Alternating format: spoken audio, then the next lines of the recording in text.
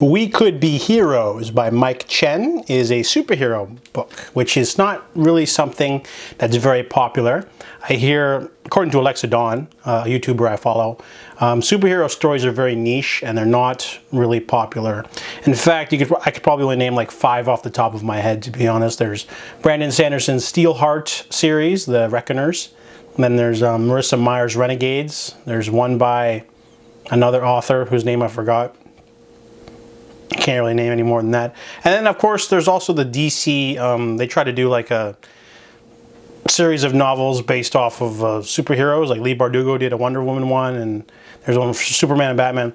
But I was interested in this book mainly because it is a superhero novel and the mainstream and also Asian author. I wanted to, check it out, just give it a chance. It's also very short. It's 300 pages. So this is the story of the mind robber. Jamie is an amnesiac who woke up one day and found out that he has mind powers. So naturally, he just wants to go to the Caribbean with his cat, so he robs banks, and he can do so with his psionic abilities. He is able to sort of read into people's minds, take away memories.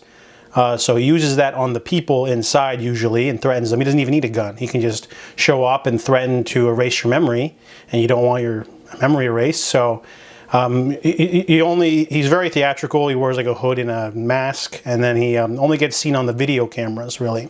Most of the people, he's able to take away all their memories of him robbing them.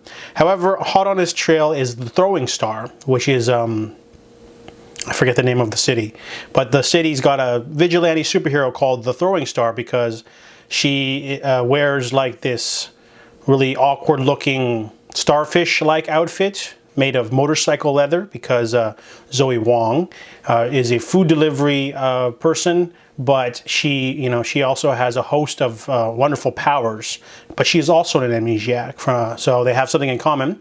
But she's got a drinking problem because she keeps trying to remember her previous life, and it eats at her, so she's a bit of a cliche.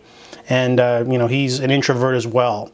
So these two, their paths cross at a memory loss support group, and they find out that they form an uneasy truce, and they decide to work together because she will help him rob a bank and he will help her with her memories because his memory powers is like his whole thing.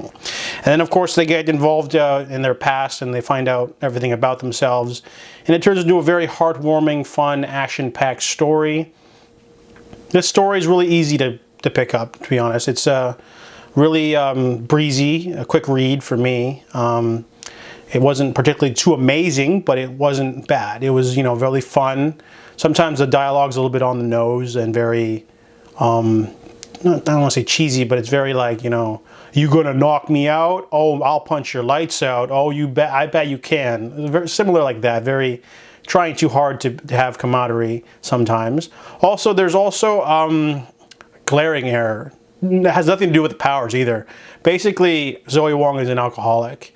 And during one of the flashback sequences, she's like, oh, I ran to the nearest liquor store and got myself a $5 bottle of tequila. I don't even drink. I don't drink at all. But I know that tequila does not cost $5. And there is no tequila on the market or anywhere in reality where it only costs $5. If it was a beer, yeah, I could believe that. A $5 beer at a liquor store. You can't really get anything at a liquor store for $5 except for maybe a beer from the fridge or whatever.